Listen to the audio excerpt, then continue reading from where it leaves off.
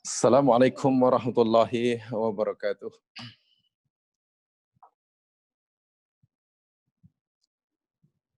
Innal hamdalillahi nahmaduhu wa nasta'inuhu wa natubu ilaihi wa nastaghfiruh. Wa na'udzu billahi min syururi anfusina wa min sayyiati a'malina. May yahdihillahu fala mudhillalah wa may yudlil fala hadiyalah. Asyhadu an la ilaha illallah wahdahu la syarikalah wa asyhadu anna Muhammadan abduhu wa rasuluh.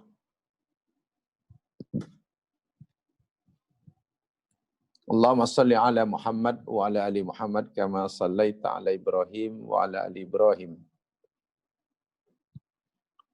Wa barik ala Muhammad wa ala ali Muhammad kama barakta ala Ibrahim wa ala ali Ibrahim fil alamin innaka Hamidum Majid. Rabbi israh li sadri wa yassir li amri wa hlul 'uqdatam min lisani yafqahu qawli.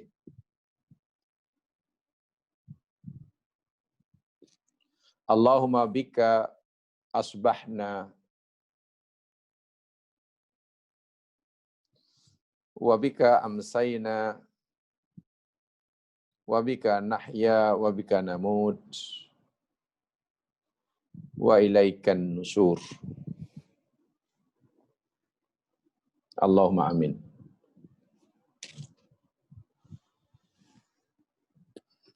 Para pendengar yang dirahmati Allah sekalian, didoakan mudah-mudahan sentiasa di bawah lindungan Allah, sentiasa mendapat kurnia-Nya, taufik dan hidayahnya, agar kita dapat menjalani tugas kita sebagai hamba-Nya dan sekaligus sebagai khalifah-Nya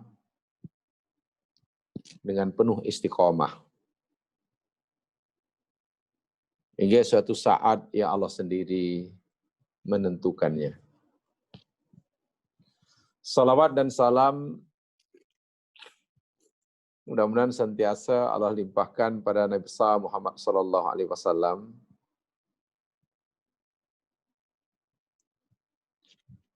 sempena hari Jumaat ini, marilah kita bersalawat maupun salawat kepada Nabi. Allahumma salli ala Muhammad wa ala ali Muhammad. Marilah kita memberi salam kepada Rasulullah. Assalamu alayka ya Rasulullah. Alhamdulillah, pagi hari ini kita akan dapat menyambung semula pelajaran tafsir kita, tadabbur kita, surah Yunus.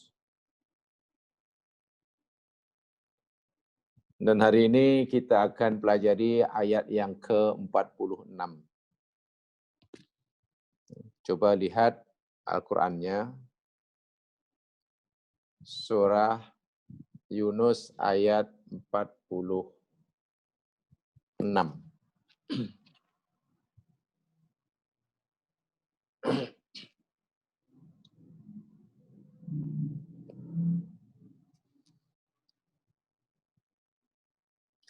A'udzu billahi minasyaitonir rajim. Bismillahirrahmanirrahim.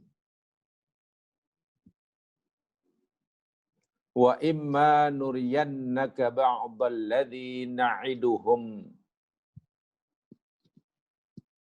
aw natawaffayannaka fa ilaina marji'uhum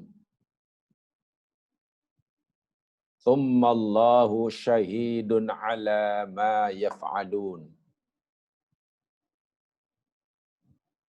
Artinya, dan jika kami, kata Allah, benar-benar akan memperlihatkan kepadamu, wahai Muhammad, sebagian daripada yakni siksaan yang kami telah janjikan kepada mereka, yakni tentulah engkau akan melihatnya. Atau jika kami benar-benar telah matikan, telah wafatkan engkau sebelum itu, sebelum kami timpakan siksa yang kami janjikan pada mereka, musuh-musuhmu, maka pada kami jualah mereka akan kembali. Dan Allah akan menjadi saksi atas apa yang mereka kerjakan. Saya ulangi.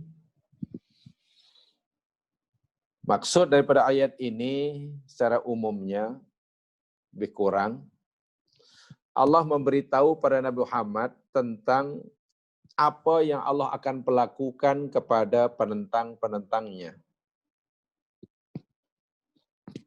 musuh-musuhnya, musuh agamanya, yakni balasan siksaan. Balasan siksa. Ima siksa dunia wa ima siksa akhirat. Tentang siksa dunia, balasan Allah kepada penentang-penentang Nabi, musuh-musuh Allah di dunia, Allah beritahu pada Nabi Muhammad, wahai Muhammad, jika aku benar-benarlah akan perlihatkan balasan siksaku kepada musuh-musuhmu, musuh-musuh aku di dunia, pasti engkau akan melihatnya. Jika Allah menghendaki mereka, musuh Nabi ini ditimpakan balasnya di dunia, dan Allah izinkan Nabi sempat melihatnya, ya Nabi akan melihat. Menyaksikan sebagaimana Nabi Musa menyaksikan sendiri bagaimana Fir'aun ditenggelamkan. Bagaimana Nabi Shu'aib menyaksikan sendiri kaumnya dibinasakan. Bagaimana Nabi Lut menyaksikan sendiri dengan mata kepala kaumnya dibenamkan. Bagaimana Nabi Nuh alaihissalam melihat sendiri di hadapannya bagaimana anaknya dimatikan, ditenggelamkan oleh Allah di depannya. Allah kata, jika kami benar-benar tidak memperlihatkan, tapi digunakan in, ya, boleh jadi iya, boleh jadi tidak. Itu terpulang pada Allah. Dan pasti engkau akan melihatnya, menyaksikannya. Sebagaimana Rasul-Rasul sebelum engkau, mereka katalah, aku perkenan untuk menyaksikan umat penentangnya, aku binasakan di hadapan mereka. Tetapi jika tidak sekalipun, maknanya aku tidak timpakan siksa terhadap mereka semasa engkau masih hidup. Sehingga engkau tidak pernah melihat musuh-musuhmu, musuh-musuhku, susah tersiksa di dunia. Karena aku belum menimpakan hingga kamu meninggal. Dan jika kamu meninggal terlebih dahulu sekalipun, sebelum aku timpakan siksaan pada musuh-musuhmu, tak payah khawatir. Kamu tidak perlu khawatir. Karena sesungguhnya tempat kembali mereka pun kepada aku juga, kata Allah.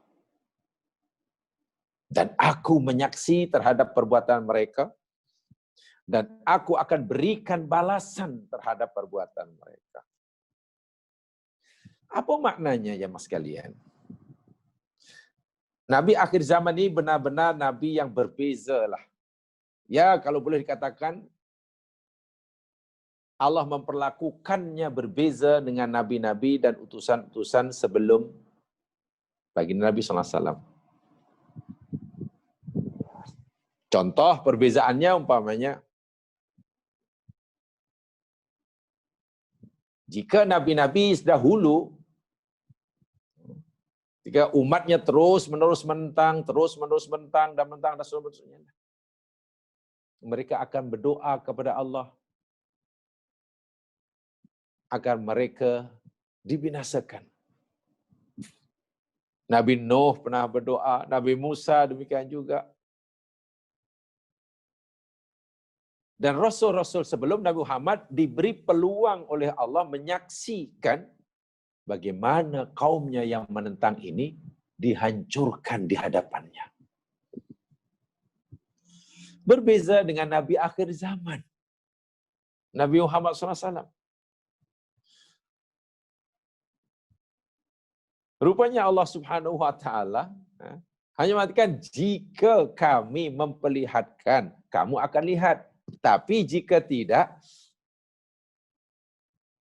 tetap saja mereka, aku akan siksa di akhirat. Bahasa yang mudah, peluang untuk Nabi menyaksikan musuh-musuhnya diazab oleh Allah di dunia ini sebenarnya sangat kecil. Bukan tidak pernah sama sekali, sangat kecil, sangat nipis. Ya, mungkin dibinasakan contoh dalam peperangan. Nabi melihat bagaimana musuhnya mati bergelimpangan dalam keadaan kehinaan. Tapi dibinasakan secara beramai-ramai sebagaimana dibinasakannya kaum Nabi Nuh, Fir'aun laknatullah alaih, kaum Nabi Lut, ini tidak pernah. Nabi tidak menyaksikannya. Tapi tidak bermakna mereka nanti bebas dan terlepas daripada balasan Allah di akhirat. Jika mereka tidak sempat bertaubat.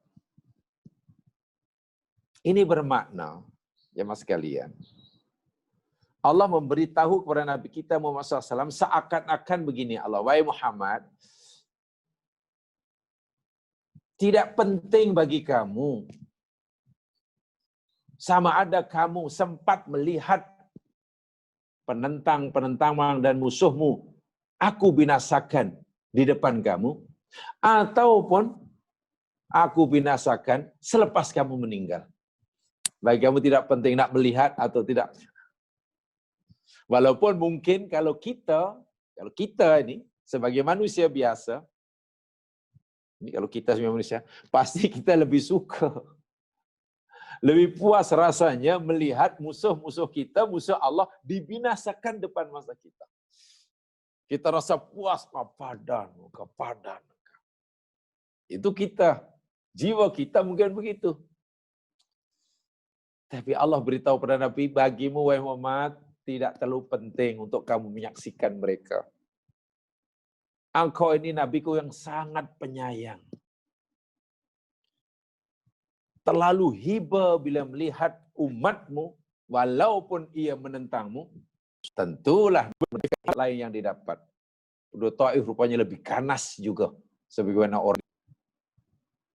Dalam keadaan Nabi tercedera, dihalau keluar,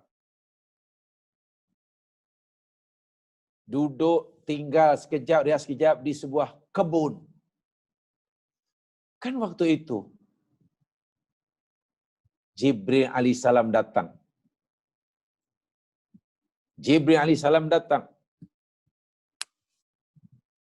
Memberitahu kepada Nabi bahwa Allah mengutuskan malak alaihimul akhsyabain. Muhammad, jika engkau mau di bukit ini dan aku hempak kepada mereka. Apa jawab Rasulullah? Nabi menjawab, bal arju ayyukhrijallahu min aslabihim man ya'budullaha wahdah la yusyriku bihi syai'ah. Subhanallah. Oh jangan malaikat.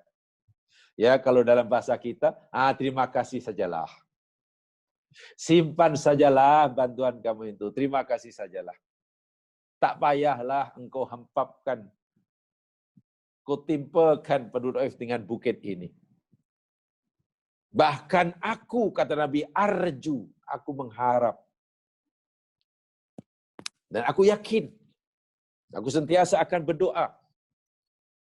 Aku berharap agar Allah SWT mengeluarkan daripada tulang-tulang rusuk mereka maknanya melahirkan zuriat dan keturunan. Orang-orang yang menyembah Allah dan mengisahkannya. Dan tidak menyekutukan Allah sedikit pun. Bahasa mudah, mungkin penduduk Taif sekarang orang-orang yang jahat, orang-orang kafir. Tapi manalah tahu, nanti anak cucunya akan menjadi orang mukmin yang muwahhid. Kalau engkau binasakan sekarang, pupus. Tidak semestinya orang tuanya jahat, nanti anak turunnya jahat. Tengok Rasulullah sallallahu alaihi wasallam. Jadi bila sikap Nabi pun dah seperti itu, kemudian tiba-tiba Allah turunkan ayat Muhammad, sama ada aku beri peluang pada kamu untuk menyaksikan umatmu yang musuhmu aku binasakan atau tidak, isunya bagi kamu tidak penting. Dan nampaknya kamu mungkin lebih suka jika kamu tidak punya peluang untuk menyaksikan umatmu, musuhmu, aku binasakan. So itu Allah kata hanya in. Tapi tidak bermakna umatmu yang menjadi musuhmu, kaummu yang musuhmu, tidak ada balasan. Tidak bermakna begitu. Nanti di akhir ada balasannya. Memang pernah, ya mas sekalian, Rasul terlintas dalam hatinya. Soalnya bukan berdoa, hanya terlintas dalam hatinya. Rasa muskil tentang perangai musuh-musuhnya ini. Kemuskilan itu yakni, ialah macam manalah kaum macam ini. Kaum yang degil, menentang Allah, menentang Rasulnya, menolak agamanya, bahkan memusuhi nabinya, mencederakan nabinya. Bagaimana mereka akan bahagia dunia akhirat? Sebab bagi Nabi mungkin mereka ini macam tidak layak mendapatkan kebahagiaan dunia dan akhirat. Mereka ini tidak layak. Begitulah. Layak bagaimana? Mereka ini musuh Allah, mereka ini musuh Nabi, dan mereka itu mencederakan Rasulullah. Dalam perang Uhud, umpamanya. Jadi Nabi pun hanya berkata pada diri sendirilah. Macam manalah orang macam ini? Boleh senang ke hidupnya dunia akhirat? Sedangkan Allah dimusuhinya, ajarannya ditolaknya, Nabi kekasihnya dilukainya. Kalau dalam bahasa kita, boleh senang, boleh bahagia ke orang macam ini? Itu kan sebenarnya bukan doa itu kan. Itu bukan doa, hanya Nabi rasa muskil. Ya, kalau boleh katakan, nampaknya orang ini nak bahagia susahlah. Atau lebih mudahnya, lebih layak, lebih patut, lebih sesuai kalau dia sengsara dunia akhirat. Itulah bukan maksudnya. Ini pernah nih. Nabi pernah terlintas begitu. Dan dinyatakan dalam kitab sirah. Banyak sekali. Dalam kitab sirah dinyatakan. Lamma kasar ruba'iyatu sallallahu alaihi wasallam wasajjahu yaumal Uhud. Tatkala adalah sebagian tulang Nabi tercedera. Wajah Nabi berlumuran darah. Karena terluka dalam peperang Uhud. Apa Nabi kata? Kaifa yuflihu qaumun hadabu wajha nabiyihim biddam. Itu terkenal tu sirah ini. Boleh lihat dalam sirah Ibn Hisham ada. Ibn Katsir ada. Aniyal Bidayah ada. Kaifa yuflihu qaumun hadabu wajha nabiyihim biddam. Macam manalah akan mendapatkan kebahagiaan satu kaum yang berani tergamak melumurkan wajah nabinya dengan darah. Maksudnya, macam manalah kaum ini akan bahagia dunia akhirat, sedang dia tergamak mencederakan nabinya sehingga mukanya benar darah. Itu kan sangat, ini bukan doa sebenarnya. Ya hanya, apa ya? Tak tahu apa istilahnya itu. Lainlah kalau Nabi, ya Allah, ya Tuhanku, binasakanlah kaum yang telah mencederakan mukaku. Binasalah kaum yang telah itu lain, itu doa. Nabi hanya, macam manalah satu kaum akan mendapatkan kebahagiaan dunia akhirat, senang hidupnya. Sedangkan nabinya pun dicederkan hingga berlumuran darah wajahnya. Begitu Nabi terlintas ucapan seperti itu, ya mas sekalian, apa yang berlaku? Allah terus turunkan sepotong ayat. Ayat itu jamaah boleh rujuk, lihat Qur'annya, surah Ali Imran, ayat 128. Ali Imran, 128.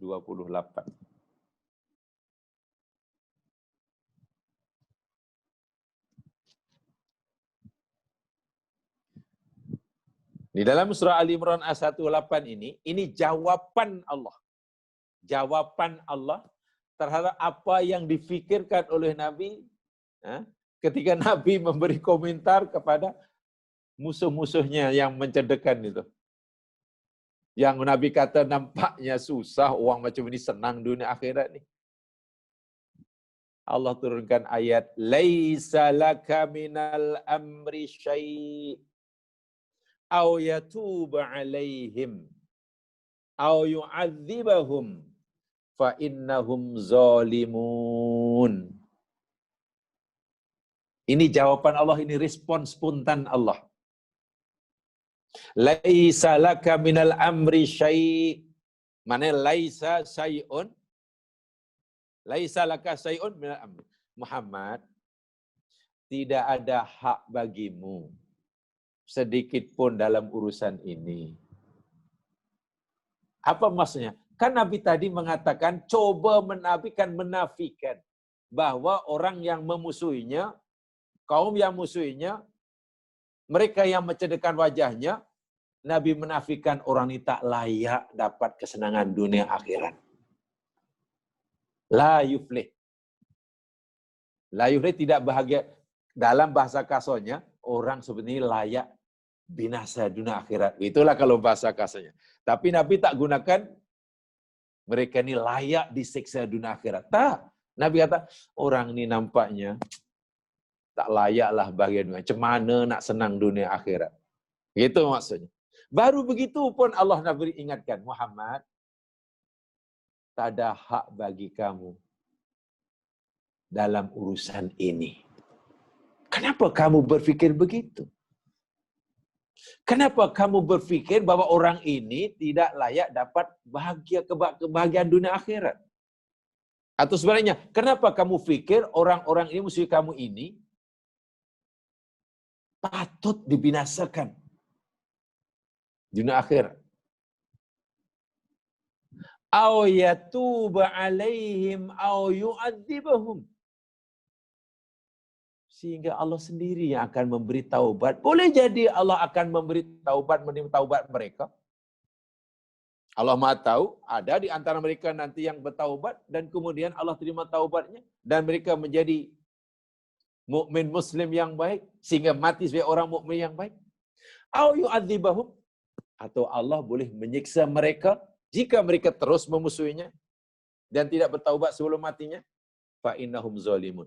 Artinya masalah orang ini nanti senang atau susah, Allah siksa atau ampunkan, Allah binasakan di dunia atau Allah hukum di akhirat. Allah biarkan di dunia supaya bertaubat sebelum mati dan nanti bagian akhirat. Allah kata, itu urusan aku sepenuhnya. Itu hak aku sepenuhnya. Tengok. Walhan Nabi tak berdoa pun. Nabi hanya, macam mana orang macam ini akan senang hidupnya. Itu pun sudah ditegur oleh Allah. Itulah Rasul sallallahu alaihi wasallam. Nabi yang punya sifat yang luar biasa kasih sayangnya kepada umatnya. Sebab itu saya katakan, ayat ini Allah gunakan in ma, jika. In itu kan sesuatu yang mungkin iya, mungkin tidak.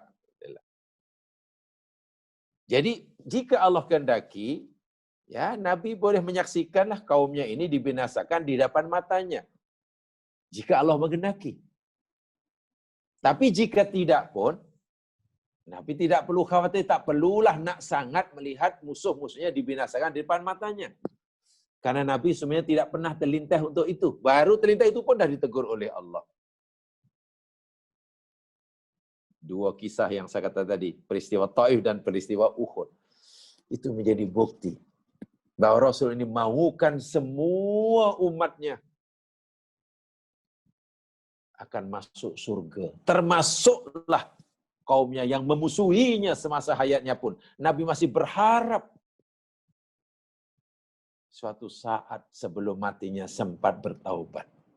Itu harapan Nabi. Sama ada harapan Nabi nanti Allah kabulkan atau tidak, itu 100% hak Allah Subhanahu wa taala. Mampu kita bersikap seperti ini? Mampu agaknya kita bersikap seperti ini? Bila ada katalah orang memusuhi Islam, orang benci Islam, orang tak suka Islam, orang mengganggu Islam, ada orang sentiasa menyusahkan kita orang Islam. Mampu kita bersikap seperti ini? Mencontohi sunnah Nabi, ya Allah, bukakanlah hati mereka, ya Allah. Kita tetap optimistik. Kita tetap memberikan harapan kepada mereka bahwa Allah bersedia mengampunkan dosa mereka, bahwa peluang bagi mereka untuk masuk surga masih terbuka selagi mereka belum dicabut nyawanya. Atau jangan-jangan bila kita melihat orang yang musuh Islam, yang jahat pada orang Islam, lalu kita mengambil sikap yang berbeza dengan sikap Nabi. Kita cepat-cepat mengadakan tangan, Allahumma ya Allah, binasakan mereka ya Allah. Ya Allah, binasakan cepat ya Allah. Kenapa engkau biarkan orang-orang seperti ini? Kenapa engkau biarkan seperti ini hidup di bumi ya Allah? Binasakan saja mereka sekarang. Dan mungkin jika katalah mereka dibinasakan oleh Allah dan kita sempat menyaksikannya, subhanallah, mungkin kita rasa puas. Mungkin kita rasa puas. Inilah mungkin ya sunnah Nabi yang paling susah kita contohi. Mencontohi sunnah Nabi yang susah inilah sikap sentiasa berdoa kebaikan walaupun ke atas orang yang jahat. Mendoakan kebaikan hatta bagi kepada orang yang jahat. Itu luar biasa itu. Itu luar biasa. Ada satu cerita nih. Baik, saya ingin sampaikan satu kisah dahulu sebelum saya teruskan. Ada satu kisah lah. Ini kisah sebenarnya dalam kisah ya orang-orang yang dianggap macam wali lah begitu kisahnya. Terlepas daripada orang setuju atau tidak tentang kewalian seseorang, wallahu a'lam. Karena setiap orang kan pasti tidak maksum ya. Ada sesuatu yang tidak. Jadi kita lihat nilai positifnya saja. Segi kebaikannya saja. Artinya kalau kita melihat seseorang Muslim, orang dahulu sekarang itu, lihat dari segi positifnya saja. Dari segi kebaikannya saja. Bukan dari segi buruknya. Bak kata Nabi Isa, ketika Nabi Isa berjalan-jalan dengan kaumnya, lalu tepi jalan ia terjumpa bangkai kambing. Bangkai kambing. Yang sudah membusuk. Maka kaumnya pun ya tak sukalah dengan menghidu bau busuk ini. Tutup hidungnya sambil apalah bau kambing, bangkai kambing busuk dan sebagainya lah. Memang tak selesa langsung lah, mengganggu lah. Melihat kaumnya semuanya tidak menyukai bangkai kambing yang busuk itu, mengutuknya pula. Tapi apa salah bangkai kambing kan? Apa jawab Isa? Wahai kaumku, kamu kutuk bangkai kambing itu memang busuk, tapi coba kamu lihat, giginya putih. Kamu lihat giginya putih. Apa maksudnya? Nabi Isa mengajar, sungguh pun 90% dalam bangkai kambing itu kamu tak suka, Tapi coba tengok gigi dia, putih dia. Ini bagi saya pengajaran yang sangat baik. Melihat sesuatu hendaklah sentiasa dari segi kebaikannya.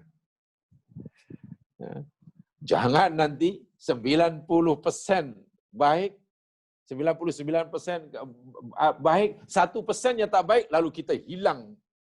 Tertutup mata kita untuk... Wah, itu cara yang sangat-sangat tidak adil itu ya. Sangat-sangat tidak adil. Jadi, oke, terlepas daripada itu, ya Mas Gan, ada satu kisah di kalangan wali, orangnya namanya Dhunnun al-Misri. Dhunnun al-Misri. Dulu pernah saya ceritakan. Ia sedang berlayar, ialah menunggang sampan, begitulah perahu kecil lah di Sungai Nil. Nah, bersama murid-muridnya yang taat setia. Di Sungai Nil waktu itu, ya sebagai tempat alat laluan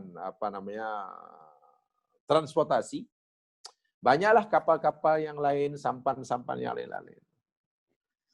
Dari sekian banyak kapal atau sampan itu adalah kapal sampan yang ditumpangi oleh anak-anak muda yang jahat, kerjanya mengganggu kapal yang lain. Memang jahatlah anak-anak muda ini. Dah terkenal lah. Mengganggulah, mengitulah. Jadi tak selesalah penunggang kurang kapal yang lain yang tak selesa bila berselisih dengan kapal anak-anak muda ini. Akhirnya murid-murid Dhunnun al-Misri meminta pada gurunya, wahai Syekh, doakanlah agar anak-anak muda, kapal muda itu ditenggelamkan saja oleh Allah di Sungai Nil. Karena mereka ini buat susah orang. Buat susah orang saja. Tuan Syekh doanya makbul, berdoalah pada Allah agar perahu atau sampan yang ditumpai oleh anak muda yang mengganggu ini tenggelamkan saja. Dhunnun al-Misri kata, baiklah, aku akan berdoa dan tolong aminkan. Sebab ini anak muda yang sehat walafiat, nampaknya senang lenang, kan? Happy belaka, bahagia gitulah. Lalu Dhunnun al-Misri berdoa diaminkan oleh muridnya. Tahu apa doanya? Dia mesti berdoa, ya Allah, sebagaimana Engkau telah berikan kebahagiaan, kesenangan kepada anak-anak muda ini di dunia, berilah ia kesenangan dan kebahagiaan di akhirat. Ya, pengikutnya, murid-murid Dhunnun al-Misri akhirnya macam berat nak mengaminkan. Karena kalau ikut kemauan murid-muridnya, doanya tidak begitu. Doanya yakni, ya Allah benamkan sajalah kapal anak muda di sampan ini. Doanya pula, gurunya kata, ya Allah sebagaimana Engkau beri kesenangan, kebahagiaan pada anak muda di dunia, berikanlah mereka kesenangan di akhirat. Kan pelik itu. Akhirnya nak aminanku jadi malas. Ringkas cerita, ditanya kenapa Tuan Syekh berdoa begitu.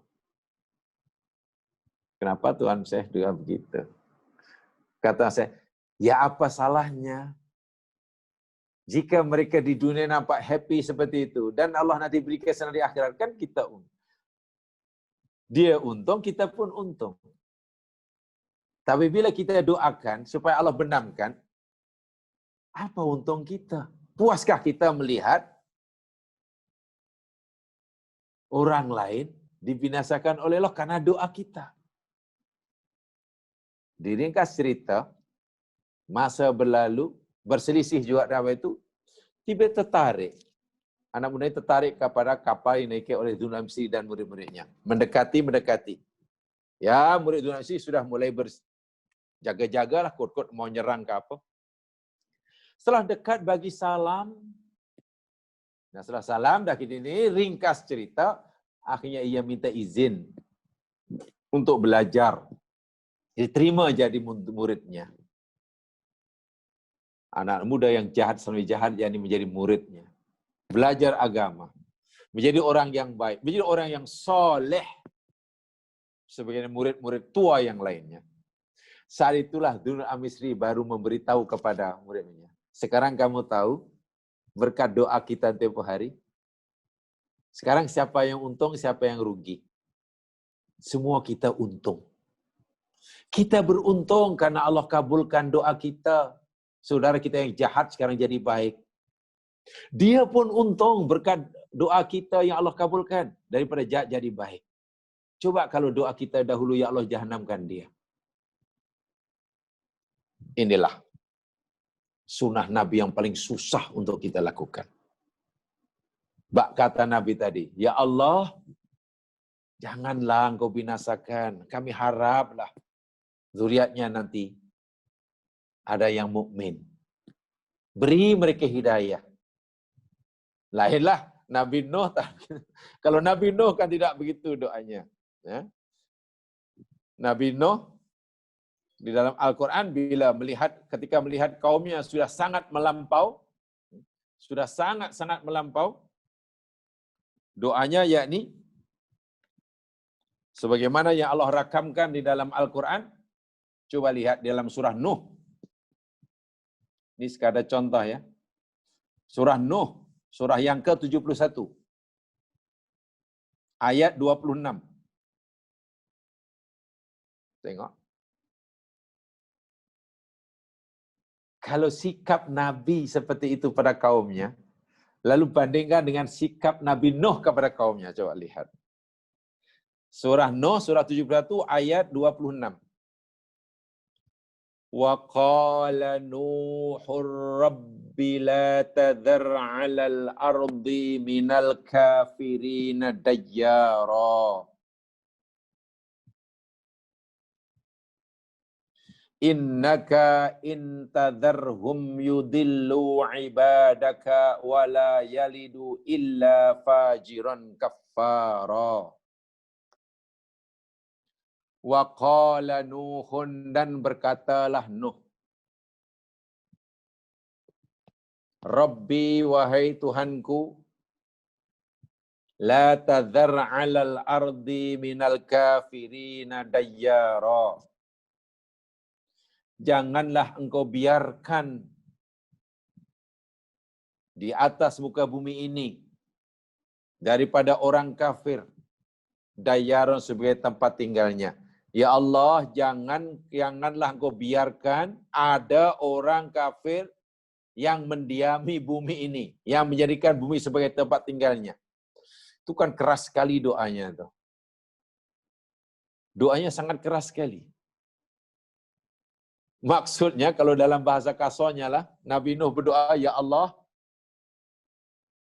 hapuskan orang kafir ini. Jangan izinkan tinggal di bumi. Jangan biarkan ada seorang pun orang kafir menempati bumimu. Kan keras sungguh tuh. Sebab ya Allah, innaka, sesungguhnya engkau, intadarruhum, jika engkau biarkan mereka bermahayarajalela, yudillu ibadak, mereka akan terus-menerus menyesatkan hamba-hambamu yang baik. Wala yalidu illa fajiron kafaro. Dan mereka tidak akan beranak melahirkan zuriat keturunan, kecuali keturunan zuriatnya pun nanti fajir, kafar, jahat juga dan kufur juga. Itu keras sungguh doa Nabi Nuh ini. Pertama, mohon pada Allah agar Allah tidak izinkan seorang pun orang kafir menempati planet bumi. Maknanya binasakan saja Allah. Tak tahu dari mana Nabi Nuh mengungkapkan alasannya. Alasannya dikata, jika engkau biarkan mereka ya Allah, mereka akan menyesatkan umatmu, kau hambamu. Dan jika engkau biarkan, mereka beranak pinak. Anak pinaknya pun orang kafir juga. Nih, kita tak tahu nih dari mana Nabi Nuh tahu bahwa anak turunan pun akan jadi jahat juga. Nah, ini pembincangan tafsir panjang itu. Ya. Karena tafsirnya bukan tafsir Nabi Nuh, jadi lain. Tengok doa Nabi Nuh. Bukan hanya seorang, semuanya binasakan. Hanya menyusahkan. Dan nanti kalau beranak pun anaknya pun jahat macam orang tuanya juga. Masya Allah. Tapi Rasul sebaliknya, ya Allah, janganlah wahai malaikat, jangan kau binasakanlah penduduk ini. Manalah tahu aku berharap nanti anak cucunya baik. Kalau kamu dah binasakan orang tuanya macam mana? Nampak tak punya perbezaan dia. Nampak perbezaannya. Paham ya di situ? Jadi di sini memang ada perbezaan. Bertuah kita jadi umat Rasul sallallahu alaihi wasallam. Jangankan kita seorang muslim tidak merasa bertuah. Orang kafir yang hidup sezaman dengan Rasul sallallahu alaihi wasallam pun bertuah. Ya. Orang kafir yang hidup sezaman Rasulullah pun bertuah. Bertuah kenapa? Azabnya itu ditangguhkan. Tangguh. Nabinya pula walaupun punya da'watun mustajabah, walaupun mempunyai peruntukan doa yang mustajabah, tapi tidak pernah baginda menggunakannya. Nabi simpan untuk umatnya kelak di akhirat. Ini. Baik. Itu penjelasan secara umumnya. Sekarang saya ingin mengajak jamaah sekalian melihat dari aspek bahasanya. Ya, tahu pun elok, tak tahu pun tak apalah. Apa yang saya sampaikan ini kaitannya dengan bahasa. Asrarul balaghiyah namanya. Rahasia bahasa Al-Quran dari segi ilmu balaghah. Ya, yang nak saya sampaikan ini, berkaitan ayat ini, yakni Asrarul balaghiyah. Rahasia ayat Al-Quran, susunan Al-Quran dari aspek ilmu balaghah. Itu tadi saya katakan awal, tahu alhamdulillah, tak tahu pun tak apalah. Faham alhamdulillah, tak faham pun ya harap-harap fahamlah. Sekarang coba perhatikan ya. Tolong sambil pegang Quran ya. Saya pegang Qurannya sebelah, jadi kita senang nak merujuk. Saya yakin jamaah semua depan itu ada Al-Qurannya. Ada 3 ayat ya mas sekalian, termasuk ayat yang sedang kita pelajari ini, yang bercerita tentang tajuk yang sama, tetapi menggunakan susunan perkataan yang sedikit berbeza. Gitu. 3 ayat yang bicara tentang tajuk yang sama, tetapi susunan ayatnya, penulisan ayatnya berbeza. Sedangkan kita sudah sepakat, saya selalu menyampaikan, di dalam Al-Quran ini tidak ada kalimat yang berbeza, walaupun perbezaannya hanya dari segi penulisan, melainkan ada makna berbeza yang tidak disampaikan. Pasti ada perbezaan maksud. Kenapa? Karena ayatnya berbeza walaupun hanya berbeza dari segi penulisan. Jika ayatnya berbeza walaupun ada perbedaan dari segi penulisan, maka makna yang dikenakinya pun berbeza. Ini keistimewaan Al-Quran. Mari saya tunjukkan. Coba lihat dalam surah, ini surah Yunus ya, surah Yunus sudah ada itu. Ini yang kita kembali surah Yunus ayat 46 ini. Wa imma nuriyannaka ba'daladzi dan seterusnya. Itu ada apa? Imma ya. Imma. In dan ma. Imma itu disambungkan ya. Imma dirangkaikan. Itu aslinya in dan ma. Kemudian diidghamkan, nunnya masuk pada mim jadi imma tulisannya. Kemudian lihat dalam surah Ghafir. Surah Ghafir. Ayat 77. Surah Ghafir ayat 77.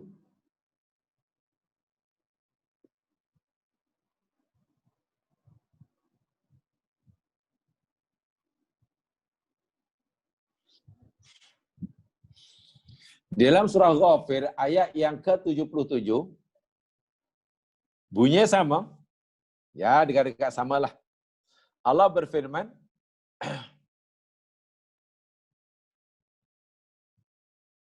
fa imma nuriyannaka ba'dal ladzi na'iduhum aw natawaffayannaka fa ilaina yurja'un. Bezanya hanya yang tadi wa, ini fa.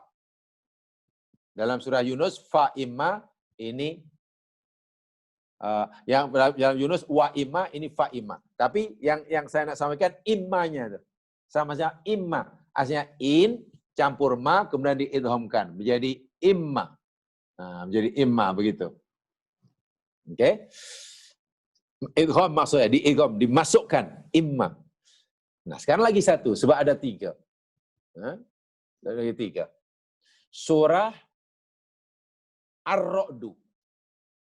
Surah Ar-Ra'du. Ayat yang ke-40. Surah Ar-Ra'du ayat 40. Ar-Ra'du itu surah yang ke-13 ya.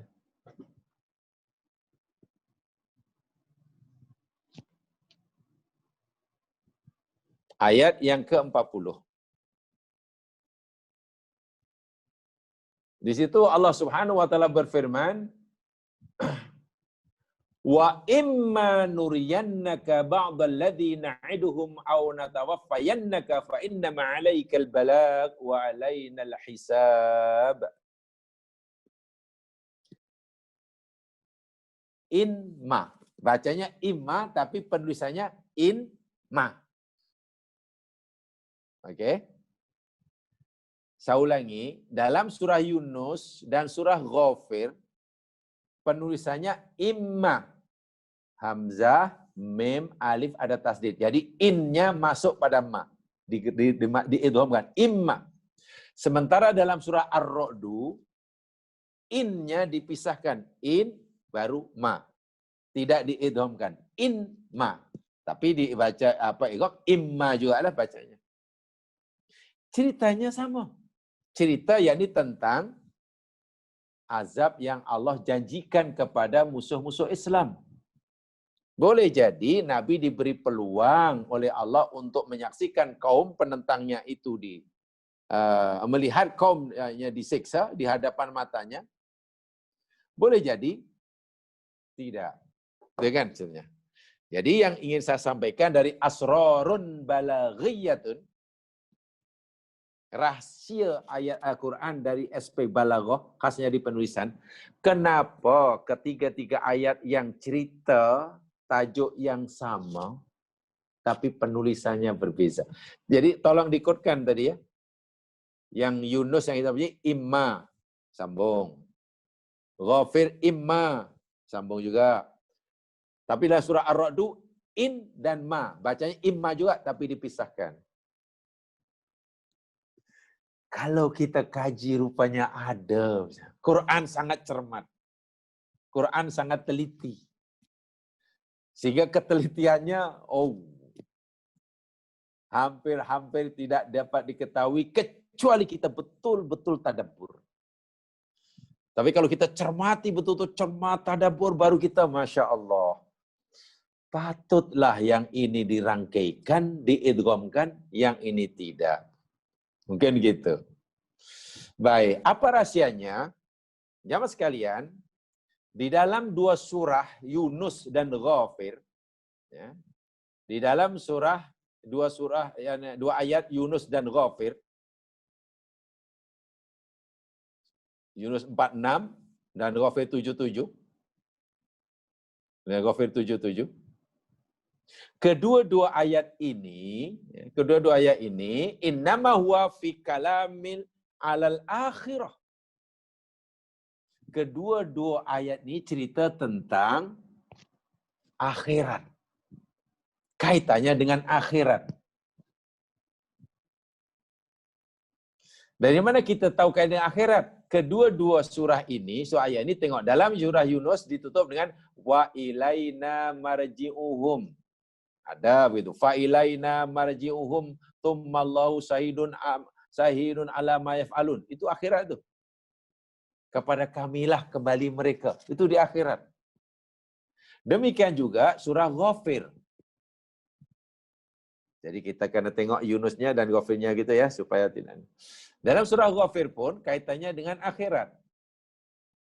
Wa imma fa imma nuriyannaka ba'dal ladina na'iduhum aw natawaffanaka fa ilaina yurja'un. Fa ilaina yurja'un. Kepada kami mereka dikembalikan. Di akhirat itu. Jadi peristiwa itu berlakunya di akhirat. Kaitannya dengan akhirat. Sementara surah Ar-Ra'd ayat 40, susunan perkataan itu fahuwa fid dunya. Itu berlaku di dunia. Kaitannya. Coba perhatikan bagaimana tidak berlaku di dunia. Kalau kita telusuri ayat sebelumnya. Coba jangan lihat ayat sebelumnya. Surah Ar-Ra'd ayat 40 jadi ayat-ayat sebelumnya lah. Ya, mungkin ayat 37 paling dia. Coba lihat daripada 37, 38, 39. Ayat 3 surah Ar-Ra'd ya, coba lihat. Ayat 37 Allah berfirman wa kadzalika anzalnahu hukman arabiyya wala in ittaba'ta ahwa'ahum ba'da ma ja'aka minal ilm ma laka minallahi min waliyyin wala waq. Dan demikianlah kami telah menurunkannya Al-Quran itu sebagai hukman arabiyyan, hukum hakam, kata pemutus berbahasa Arab. Maka jika engkau mengikuti kemahuan mereka, wahai Muhammad, selepas datang kepadamu ilmu pengetahuan, tiadalah bagimu pelindung dan juga penjaga selain Allah, daripada Allah. Ini cerita dunia. Ini cerita di dunia ini, bukan di akhirat. Kemudian ayat yang ke-39.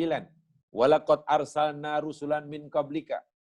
Dan demi kami telah mengutuskan, wahai Muhammad, utusan-utusan sebelummu. Wa ja'alna lahum azwajan wa dzurriyyah. Dan kami telah jadikan bagi mereka pasangan-pasangan hidup dan juga anak keturunan zuriat. Wa ma kana li rasulin ayyatiya bi ayatin illa bi'znillah. Dan tidak ada hak sedikit pun bagi seorang rasul untuk menyampaikan ayat kecuali dengan izin Allah. Mana rasul tidak boleh memandai-mandai. Dia hanya boleh menyampaikan sesuatu pada umatnya hanya terhad pada apa yang Allah suruh sampaikan. Tidak boleh mereka-reka. Likulli ajalin kitab. Tiap-tiap ajal itu ada ketetapan. Yamhullahu ma yasha. Allah hapuskan apa yang Allah kehendaki. Wa yuthbitu. Dan Allah boleh tetapkan ajal yang telah ditentukan. Wa indahu ummul kitab. Ini pun cerita dunia. Cerita semasa di dunia. Kami telah utuskan rasul-rasul sebelummu, wahai Muhammad. Dan kami jadikan mereka itu ada pasangan, ada anak. Ini cerita dunia. Barulah kemudian cerita ayat ke-40 ini. Ayat 40 pun bunyi tengok. Wa imma nuriyannaka ba'dal ladzina iduhum aw natawaffayannaka. Fa inna ma 'alaikal balagh wa 'alainal hisab. Dan jika benar-benar kami telah perlihatkan kepadamu, wahai Muhammad, sebagian siksa yang kami janjikan ancam kepada mereka, atau benar-benar kami telah wafat kamu. Fa inna ma 'alaikal balagh, sesungguhnya kewajiban atasmu hanya menyampaikan. Ini di dunia. Sesungguhnya kewajiban atas kamu hanya menyampaikan. Ini dunia. Wa 'alainal hisab, dan atas kami al-hisab, itu di akhirat. Itu di akhirat. Jadi dalam ayat yang ke-40 surah Ar-Ra'd ini ada mula-mula cerita dunia, kemudian cerita akhirat. Begitulah. Ya. Mula-mula cerita yang di dunianya dan Nabi berkewajiban menyampaikan risalah Allah. Itu cerita dunianya. Adapun hisab mereka nanti Allah siksa ke, Allah ampunkan ke, atau balas surga ke, Allah balas neraka, itu di akhirat. Jadi ada cerita dunia, cerita akhirat. Karena antara dunia dan akhirat terpisah, kan ada jarak tuh dunia dan akhirat. Ada jarak. Maka in dan ma pun dipisahkan. Masya Allah. Itu kata pakar bahasa Arab. In dan ma dipisahkan itu merupakan karena dalam ayat ini cerita dunia dan akhirat. Dunia akhirat ini terpisah. Kan ada jarak. Maka kita nak menyebutkan imma pun, in dan ma tidak dirangkaikan, tidak disambungkan. Tapi dipisahkan. Ini berbeza dengan dua ayat sebelumnya. dalam 2 ayat sebelumnya, ini surah Ghafir dan surah Yunus, itu 100% itu cerita akhirat. Yang cerita dunianya tidak ada. Coba perhatikan dalam surah Yunus yang sedang kita pelajari. Tidak ada cerita dunia. Yang ada terus, wa fa'ilaina marji'uhum. Itu akhirat itu. Ghafir pun demikian juga, surah Ghafir ayat 77. Fa'ilaina yurja'un. Karena kena cerita akhirat, ya maka bersambung. Itu berlaku di akhirat kelak. Masya Allah. Ya. Jadi dipisahkannya dalam surah Ar-Ra'd itu merupakan al-faslu bainal ahdath. Merupakan adanya pisah. Berpisahnya ada antara 2 peristiwa. Karena adanya 2 peristiwa yang berpisah. Satu peristiwa berlaku di dunia, satu peristiwa berlaku di akhirat. Apa peristiwa di dunia? Risalah dakwah Nabi. Itu di dunia. Seruan Nabi. Apa yang berlaku di akhirat? Hisabnya di akhirat. Itu ada berpisah. Dunia, cerita di dunia, hisabnya di akhirat. Sementara dalam surah Yunus yang kita pelajari, surah Ghafir yang satunya lagi, disambungkan, yakni libayani ta'akhuri khusulil ubal kufar. Untuk menunjukkan bahwasanya hukuman yang Allah nak timpakan pada orang kafir itu, Allah tangguhkan di akhirat.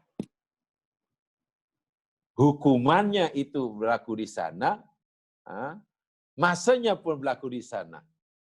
Masanya pun berlaku di sana. Jadi, kedua-duanya berlaku di akhirat. Hukumannya berlaku di akhirat dan mereka pun sudah ada di akhirat. Sebab itu disambungkan. Ya. Peristiwa berlaku di tempat yang sama, berbeza dengan surah Ar-Ra'd. Itu satu di antara rahsia, ya, yang ada dalam Asrarul Balaghiyah. Surah Ghafir muttasil, bersambung, ya. Sementara dengan juga surah Yunus berbeza dengan surah Ar-Ra'd. Itu yang disampaikan oleh ulama-ulama bahasa Al-Quran. Jadi, saya ulangi sekali. Ini perlu pendalaman ya. Begitu kaitan dengan balaghah, itu saya katakan awal tadi. Kalau dapat difahami pun alhamdulillah, kalau tidak pun ya, sebab ini kaitannya dengan bahasa ya, kaitan dengan bahasa. Tapi yang mustahak apa yang sampaikan jelaskan tadi. Penjelasan awal tadi. Jamaah sekalian, begitulah kebanyakan ulama-ulama tafsir mentafsirkan ayat ini. Yang saya sampaikan tadi, Ibnu Jauzi dalam Zadul Maisir fi ilmi tafsir, ya begitulah mentafsirkannya. Imam Al-Qurtubi pun demikian juga. Illam nantakim minhum ajilan intaqamna minhum ajila. Itu kalau bahasa Imam Al-Qurtubi. Muhammad, tak perlulah kamu nak sangatlah melihat kaummu aku seksa depan matamu. Lagi pula kamu pun pasti tak sampai hati melihatnya. Tapi, jika kami tidak menimpakan siksanya sekarang, pasti kami akan menyiapkan nanti. Jadi yang kamu kena yakini bahwa siksa yang aku janjikan itu tetap saja aku timpakan pada mereka jika mereka tidak bertaubat. Adapun tentang peluang engkau menyaksikan semasa hidup atau tidak, itu tidak penting bagi kamu. Begitu maksud kata Imam Al-Qurtubi seperti yang saya kata tadi. Yani kalau gunakan bahasa Imam Al-Qurtubi, illam nantakim minhum ajila intaqamna minhum ajila. Bila kami tidak timpakan siksa pada mereka sekarang di sini, dan kamu sempat menyaksikannya, aku akan tetap timpakan siksa itu kepada mereka nanti di akhirat. Jadi siksa itu tetap ada.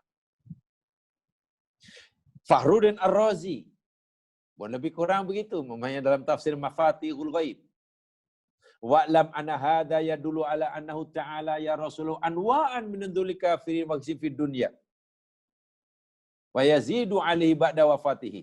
Wala syakka annahu hasala katsir bi minhu fi zaman hayati Nabi sallallahu alaihi wasallam hasala katsir aidan ba'da wafatihi. Pertama sekali, tambahan Imam Fakhruddin Razi, bahwa Nabi sebenarnya melalui ayat ini secara tak langsung Allah memberitahukan kepadanya penentangan, permusuhan, apa sajalah yang dilakukan oleh umatnya kepada baginda. Semasa baginda masih hidup, ini akan ada. Sentiasa ada. Ada aja orang menentang. Jumlahnya mungkin makin bertambah.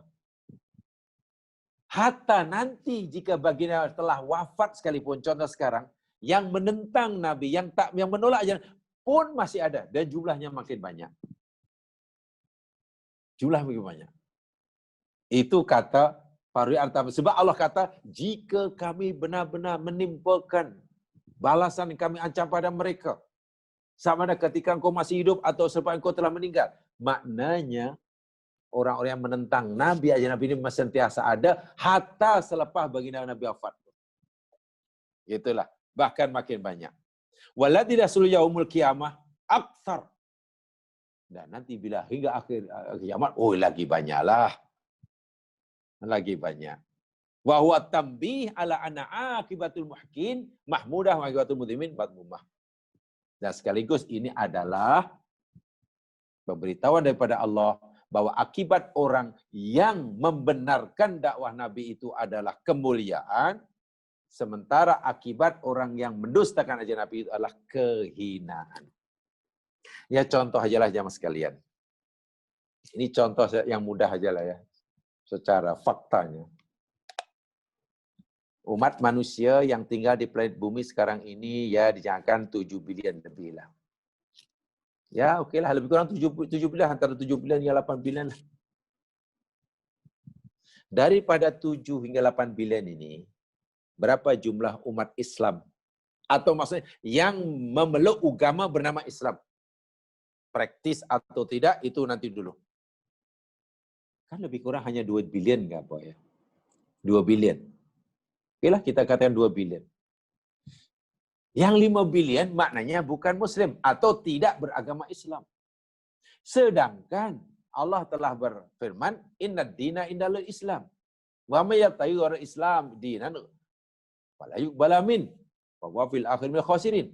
Agama yang disuruh Allah adalah Islam. Siapa yang beragama selain Islam tidak diterima.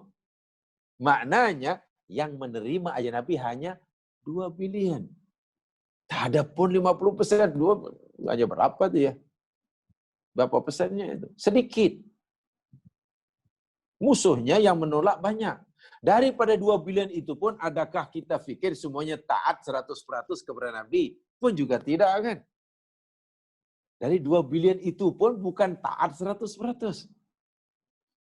Itu Ibnu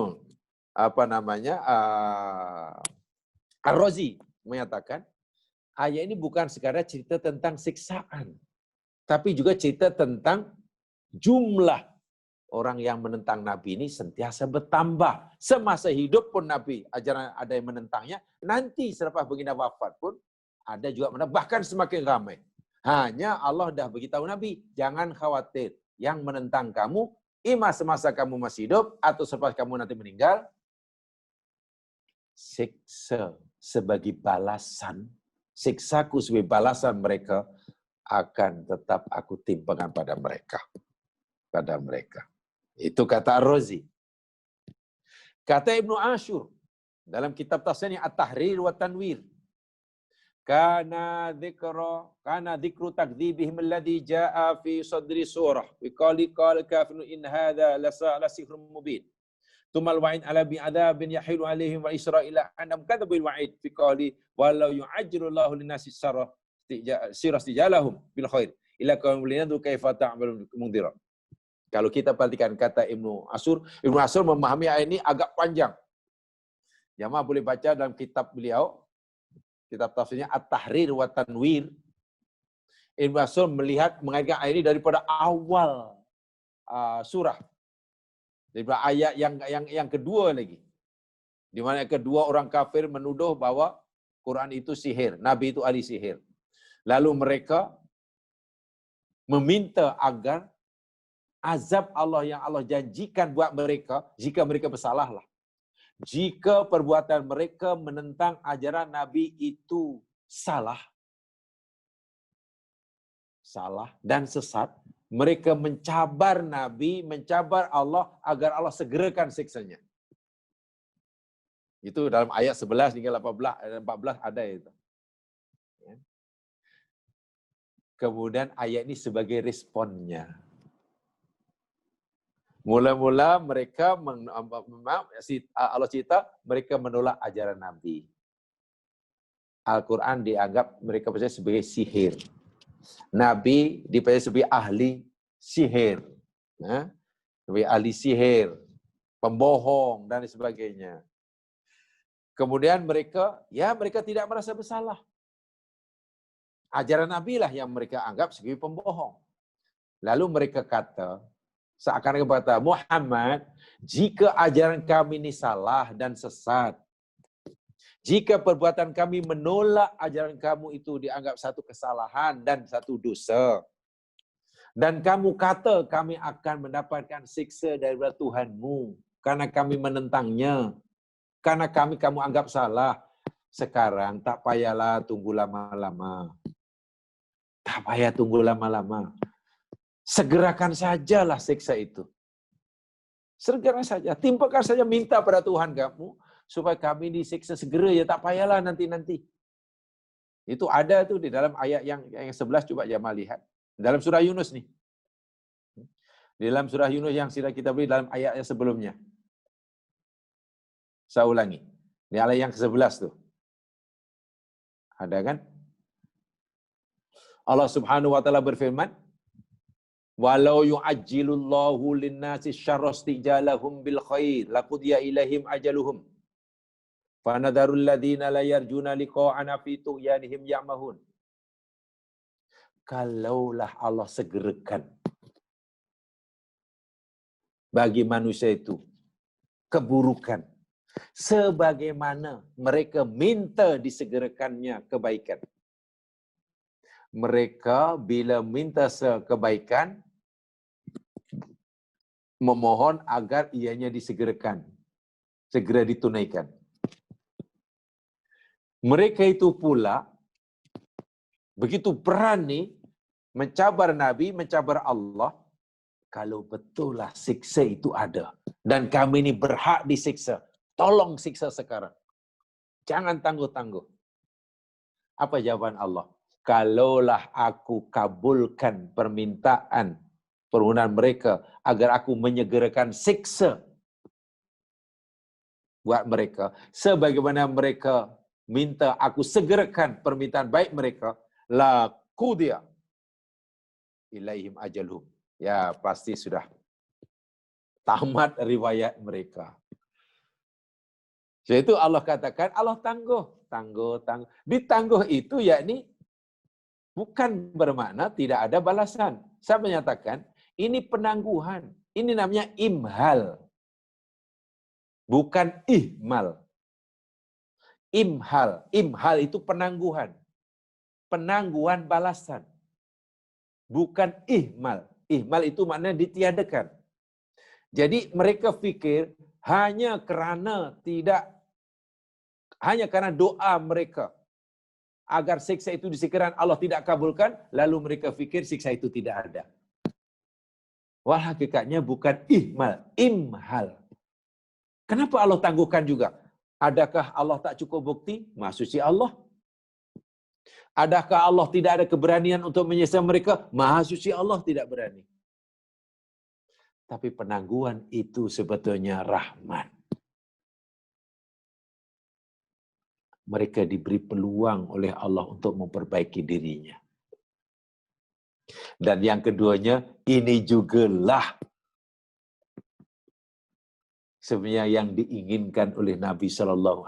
Yang Nabi lebih suka umatnya yang jahat ini, ya janganlah disiksa sekarang. Nanti ajalah. Dan Nabi pun tak ingin untuk menyaksikan umatnya yang degil ini disiksa di hadapan matanya. Tadi saya telah ceritakan. Nabi tak pernah berdoa, hanya terlintas. Rasa pelik, macam mana kau macam ini boleh bahagia ke dunia akhirat. Sedangkan Allah pun dilawan. Itu pun Allah sudah tegur dengan teguran yang agak keras. Muhammad, dalam hal ini engkau tidak ada hak untuk campur tangan. 100% terpulang pada aku, kata Allah. Aku nak terima taubat mereka kah? Nak ampunkan dosa mereka kah? Sehingga aku masukkan mereka semua dalam surga kah? Atau aku nak menyiksa mereka karena kedegilannya yang terus-menerus? Terpulang kepada aku. Terpulang pada aku. Begitu. Apa namanya kata Ibnu Ashur. Jadi agak panjang beliau mentafsirkannya. Sebab dia tarik ke belakang. Dia tarik ke belakang, jauh ke sebelumnya. Sya'rawi Mutawili.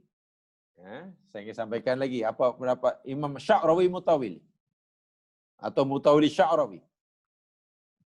Dalam tafsirnya dikata, ya Muhammad, imma antara ma qulnahu fihim min khadlan wa hawan, wa imma an natawaffayannaka qabla an tara hadha fid dunya, walakinnaka satarahu fil akhirah hina tushahiduhum fil hawanil abadi alladhi yusibuhum fil yaumil akhir.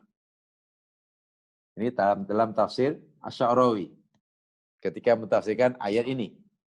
Wahai Muhammad, misalkan, jika sekiranya sama ada engkau dapat melihat, menyaksikan apa yang kami janjikan buat mereka yang memusuhi kamu, kehinaan, kemuliaan dia di dunia, atau sama ada aku matikan engkau terlebih dahulu sehingga engkau tak sempat menyaksikan musuh-musuhmu itu aku siksa,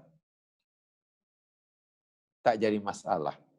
Yang penting walakinahu, tetapi satarahu fil akhirah, yang pasti engkau akan dapat melihatnya, akan melihat mereka. Hina tushahiduhum fil hawan, kamu akan melihat mereka di akhirat mereka nanti. Yani ketika mereka aku timpakan siksa yang dahsyat, yang kekal abadi, yakni dalam neraka. Jadi Nabi pasti oleh Allah diberi peluang untuk menyaksikan musuh-musuhnya disiksa oleh Allah atas perbuatannya di akhirat. Di akhirat. Di dunia, ya Nabi, ya mungkin kalau dikatakan melihat, itulah kekalahan mereka dalam peperangan dulu. Tapi tak pernah melihat siksaan Allah yang begitu secara meluas terhadap kaumnya, sebagaimana siksa Allah yang ditimpa pada kaum Nabi Lut, kaum Nabi Nuh. Tidak. Ini, saya katakan, di antara rahasia Nabi ini diutus sebagai rahmatan lil alamin. Jadi sifat Nabi ini begitulah, ya. Seperti mana Allah Subhanahu sifatnya, yakni apa namanya? Ghafurun Halim. Ghafurun Halim. Nabi pun Raufur Rahim. Kan Nabi Raufur Rahim. Ghafur, Nabi Allah Ghafurun Halim. Bagi orang-orang yang bersalah, jika ia mau bertaubat, Allah itu sifatnya Ghafur, Maha Pengampun. Masya Allah. Bagi mereka yang belum bersedia bertaubat, belum tergerak bertaubat, tapi Allah masih beri peluang umur sebelum matinya, Allah itu Halim. Halim itu maknanya, yakni Allah punya sifat yang suka menangguhkan balasan siksa hatta kepada mereka yang sudah layak disiksa. Gitu. Katalah ada satu golongan manusia memandangkan perbuatan jahatnya sebenarnya sudah sangat melampau. Kalau tengok kejahatan yang dilakukan, memang layak patut disiksa. Patut disiksa. Tak boleh lagi dibiarkan. Tak boleh lagi dibiarkan. Tapi Allah masih juga belum menimpakan siksaan. Saya ulangi, bukan karena Allah belum cukup bukti, bukan karena Allah tidak ada keberanian. Subhanallah. Tapi Allah halim. Halim itu Allah tangguhkan. Walaupun mereka itu sebetulnya dari sisi zahir dah layak disiksa. Begitu. Apa sebabnya? Ya, karena Allah juga punya sifat Ghafurur Rahim. Maha pengampun dan maha merahmati. Dengan sifat pengampunannya, Allah bersedia membuka peluang untuk menetaubat hambanya yang sebanyak manapun. Yang mau bertobat sebanyak manapun dosanya. Sebesar manapun dosanya. Dan bila orang itu bertaubat dan Allah ampunkan dosanya, Allah itu Rahim. Pemberi rahmat. Dengan pengampunan Allah, orang itu bebas daripada neraka. Dengan rahmat Allah, orang itu masuk surga. Dan itu juga rupanya yang diharapkan oleh Rasul sallallahu alaihi wasallam. Dalam kisah sejarah tadi kan itu ya. Itu sebabnya tadi di awal saya nyatakan, Allah Nabi Muhammad ini benar-benarlah cara hidupnya itu betul-betul selari dengan apa yang Allah kehendaki. Mengharapkan semua manusia akan masuk surga kelak. Hatta yang jahat pun didoakan masuk surga. Sama ada nanti masuk surga atau tidak, ya terpulang juga pada orang itu. Memanfaatkan peluang yang Allah berikan atau sebaliknya. Itu yang selalu saya sebutkan. Ya. Kesimpulannya saya ulangi sekali, yang selalu sebutkan apa yang saya sampaikan ini. Allah Subhanahu wa Ta'ala lebih suka memasukkan hambanya yang berdosa ke dalam surganya kerana taubatnya daripada mengazabnya di dalam neraka kerana dosanya. Hayati betul-betul. Saya ulangi sekali. Allah lebih suka memasukkan hambanya yang berdosa sebanyak manapun dosanya ke dalam surganya daripada mengazabnya di dalam neraka kerana siksanya. Karena dosanya. Sebab itu diberi peluang itu supaya bertaubat. Ini bermakna. Ini ucapan ini apa selalu saya sampaikan untuk mengingatkan diri saya sendiri. Ini bermakna sebanyak manapun dosa seseorang, sebesar manapun dosa seseorang di dunia, dia masih punya peluang untuk masuk surga. Pintu surga masih terbuka buatnya. Selagi ajal belum menjemputnya. Syaratnya ia manfaatkan peluang itu. Saya ulangi. Sebesar manapun dosa seseorang, sebanyak manapun dosa seseorang, peluang masuk surga masih ada. Caranya dimanfaatkan peluang itu ya, selagi ajal belum menjemputnya. Sebaliknya, ini yang menakutkan. Sebanyak manapun amal kita, sehebat manapun ibadah kita,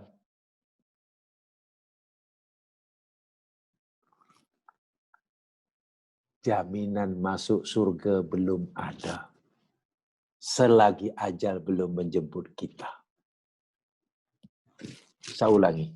Sebanyak manapun ibadah amal kita, jaminan masuk surga belum ada. Selagi ajal belum menjemput kita. Karena ada orang yang baik, beberapa ketika, beberapa hari, beberapa minggu sebelum ajalnya, buat corner baring pula, buat U-turn pula, sehingga matinya su'ul khotimah. Quran ada cerita dalam surah, cerita tentang Bal'am bin Ba'ura tu. Iya, su'ul khotimah. Matinya. Yang pertama tadi, sebanyak manapun dosanya, Selagi ajal belum menjemputnya, peluang masuk surga masih ada. Bekas ahli sihir Fir'aun. Itu dosanya luar biasa banyak. Sepanjang hayat dia bermain sihir, dosa besar belaka. Tengok dari segi zahir, memang orang ni layak masuk neraka. Tapi ajal belum menjemput. Yang menentukan nanti kan akhirnya. Masya Allah, beberapa saat, ketika beberapa hari sebelum ajalnya, sempat memeluk agama tauhid yang dari Nabi Musa, dan mati karena mempertahankan tauhidnya, matinya husnul khotimah. Inilah yang dimaukan oleh Allah, inilah yang diharapkan oleh Nabi. Sebab itu Nabi tak pernah doa yang tak baik, hatta kepada orang yang berbuat tak baik kepadanya. Hatta pada musuh-musuhnya pun didoakan, ya Allah beri hidayah mereka. Bimbing mereka ya Allah. Ini kelebihan Nabi terakhir. Ketara sekali satu dagang. Ya, kita tak boleh membanding-bandingkan itu karena Nabi kan pasti ada kelebihan kan. Nabi Musa ada kelebihan sendiri, Nabi Hud ada kelebihan sendiri, Nabi Nuh. Tapi kalau kita bandingkan dari hal inilah, Nabi kita ada kelebihan. Walaupun setiap Nabi itu ada da'watun mustajabah, doa yang mustajabah, bila berdoa pasti dikabulkan, tapi Nabi tidak menggunakannya untuk mendoakan umatnya dibinasakan di dunia. Nabi Nuh berdoa tadi dalam ayat kita pelajari. Sehingga Nabi-Nabi selain Nabi Muhammad SAW, peruntukan doa mustajabah itu sudah digunakan di dunia, di akhirat tak ada lagi.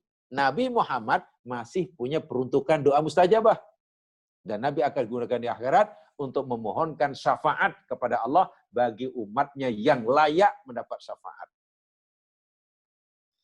Yaitu ketika semua umat minta syafaat pada Allah melalui para Nabi kata, tidak boleh. Nabi saja yang mampu, karena masih punya simpanan doa yang mustajabah yang Nabi tak pernah gunakan semasa hidup di dunia. Bersyukurlah kita sebagai umat Nabi Muhammad SAW, dan cara mensyukurinya, mensyukuri nikmat bahwa kita jadi umat Nabi Muhammad SAW, mencontohinya, akhlaknya. Termasuklah itu tadi, sikap kita kepada orang yang tidak baik kepada kita. Contohilah surah Nabi yang ini. Yang kita pelajari tadi. Mudah-mudahan diberkati oleh Allah Subhanahu wa taala, yang benar daripada Allah jua, yang silap kelemahan diri sendiri. Insyaallah kita akan bertemu pada kesempatan yang lain. Mari kita dengan bacaan 3 biqarah. Subhanakallahumma wa bihamdika asyhadu an la ilaha illa anta astaghfiruka wa atubu ilaik. A'udzu billahi minasyaitonir rajim. Wal 'ashr innal insana fi khusr illa alladziina aamanu wa 'amilus shalihat wa tawashaw bil haqq wa tawashaw bis sabr. Assalamualaikum warahmatullahi